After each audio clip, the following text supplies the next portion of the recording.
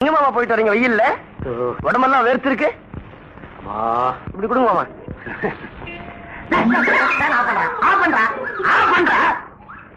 Current bill என்னடா உங்க அப்பா ஆகட்டுமா? உங்க அக்காவை கல்யாணம் பண்ண அன்னைக்கு வாங்கின பேனு உங்க அக்கா பழசாயிட்டா. இது பழசாகல.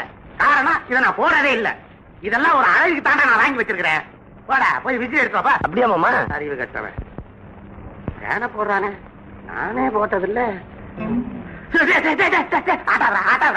பிஞ்சு போயிருடா.